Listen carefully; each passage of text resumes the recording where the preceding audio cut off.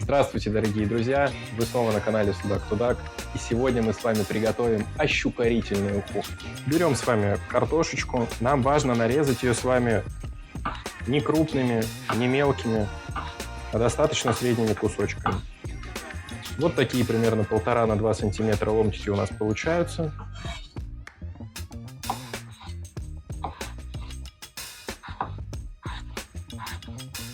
Мельчить не стоит, крупнить тоже. Большому куску, конечно, и рот радуется, но мы же с вами не слоны, правильно?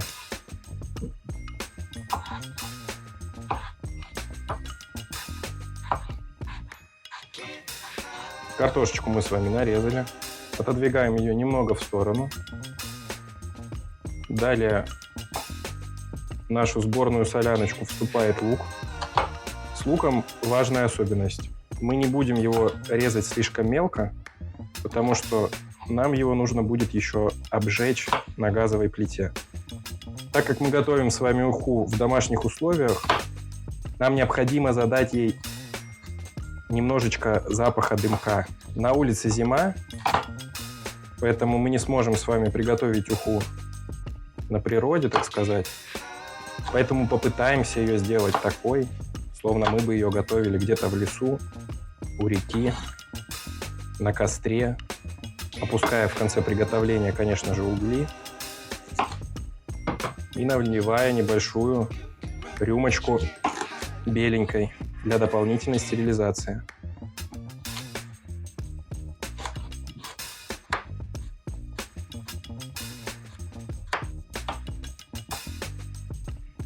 Ну вот, друзья, мы с вами нарезали все овощи, подготовили их.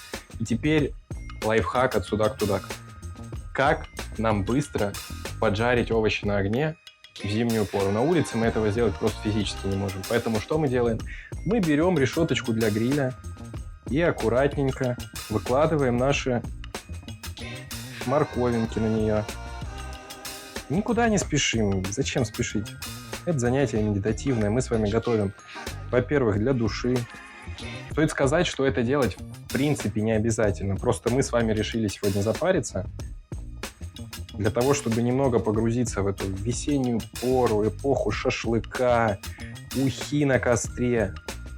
Зима наступила совсем недавно, но мы уже дико истосковались по теплым временам, поэтому перенести себя хотя бы мысленно туда. Камень дай, ух ты это.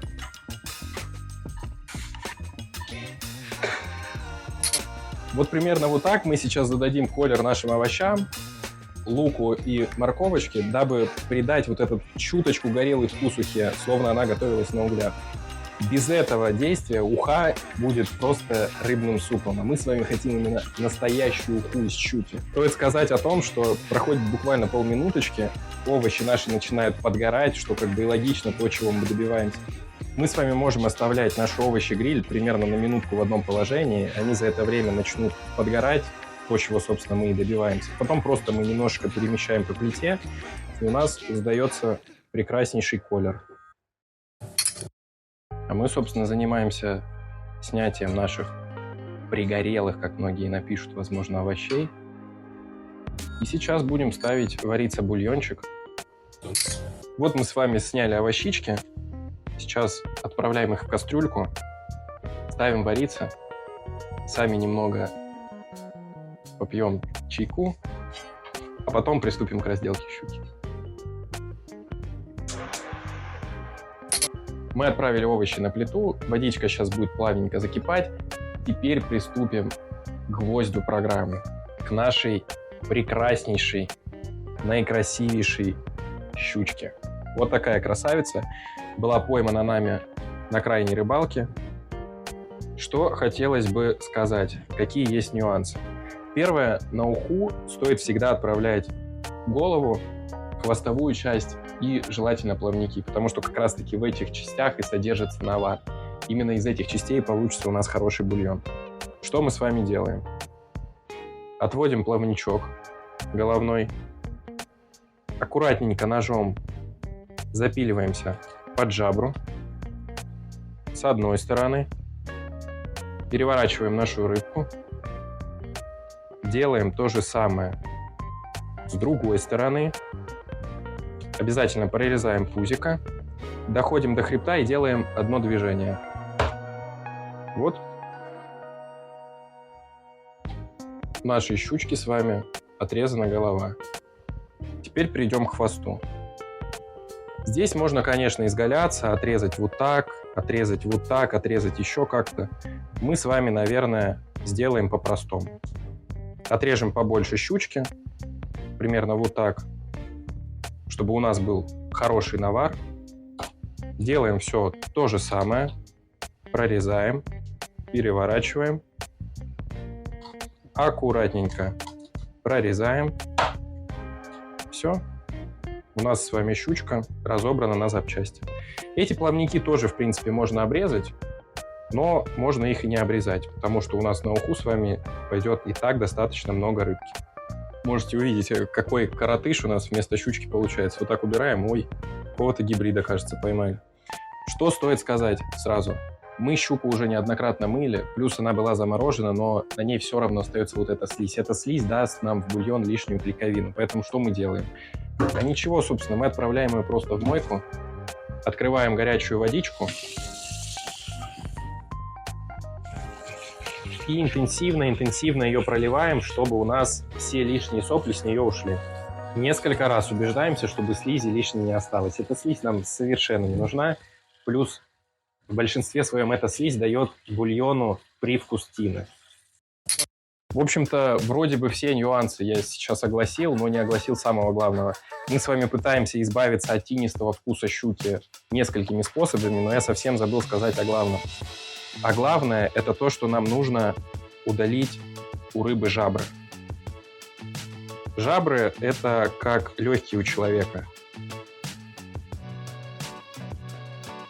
И, соответственно, если человек курит, дышит плохим воздухом, то где у него все это будет скапливаться? Конечно же, в легких. Так и у щучки, которая живет в траве, все скапливается преимущественно в жабрах. Это делается буквально в пару движений, однако будьте осторожны. У щуки на жаберной крышке, если рассматривать туда глубже, находятся зубы. И об эти зубы можно порезать свои руки, так что будьте предельно аккуратны. Наши овощи почти готовы, поэтому что мы делаем? Мы отправляем в кастрюльку дуршлаг, вот так погружаем его туда, в наш бульончик. Погружаем всю щучку. Это нужно для того, чтобы всякие запчасти щучьи не отваливались и не плавали потом у нас в ухе. Мы же хотим с вами есть, наслаждаться вкусом, а не ловить лишние чешуйки, которые почему-то не почистили. Друзья, мы дали нашей рыбке немножечко поработать с бульоном, так сказать, сыграть жаркий танец. Вот, что мы с вами сейчас делаем? Мы сейчас с вами делаем очень ювелирную работу. Нам нужно дуршлаг с рыбкой извлечь. Это может получиться не с первой попытки, а аккуратненько из кастрюльки. Раз. Переводим рыбочку в рабочую зону. Немножко прикрываем, пусть кипит. Что нам нужно с вами сейчас делать? Нам нужно с вами рыбку, мы ее уже разобрали на запчасти, но нужно разобрать еще ее на более мелкие запчасти. Сейчас мы с вами снимем мяско, филешечку, и отправим ее обратно в бульон. Вот наша прекраснейшая, просто сварившаяся щучка. Аккуратненько вилочкой прижимаем косточку и вот так вот снимаем филешечку. По возможности, конечно, стараемся удалить все костяшки.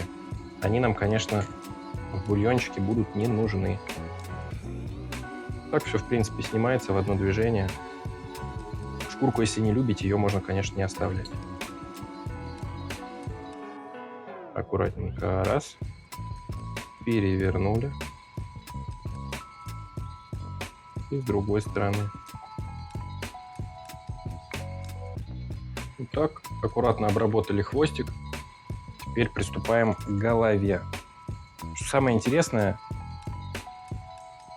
когда я варю уху на судаке, у него самая вкусная часть находится в голове. И самая вкусная часть – это щечки. Поэтому мы сейчас берем Щука не судак, конечно, но аккуратненько снимаем щечки. Они очень вкусные. Ну и, конечно же, сольёна головы. Пытаемся по максимуму снять все мяско. Отправляем нашу рыбоньку обратно. Бульончик. И главное, что самое главное, не забыть финальные штрихи. Это у нас с вами сливки 20%, 0,25 миллилитров. Вот так вот заливаем, заливаем, заливаем. До последней, что называется, капли. Сливок, к сожалению, у нас мало. Лучше влить примерно пол-литра на такой объем. Напомню, объем у нас с вами 2-2,5 литра. Поэтому мы все доливаем молочком. Все даем буквально 10-15 минут на слабом огне прокипеть всему этому, смешаться всем вкусом и можно подавать. Вот, друзья, и наша ушица поспела, готова. Вы можете видеть этот молочно-белый цвет.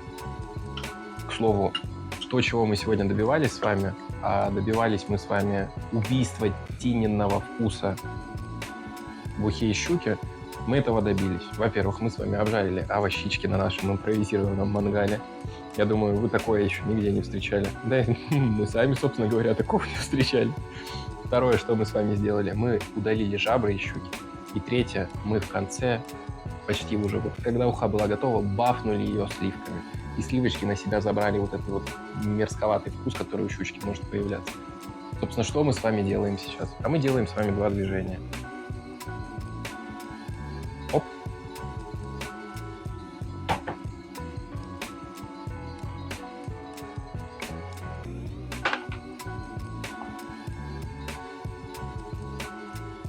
Ну какая русская уха и щуки без стаканчика ледяной тянущейся жидкости?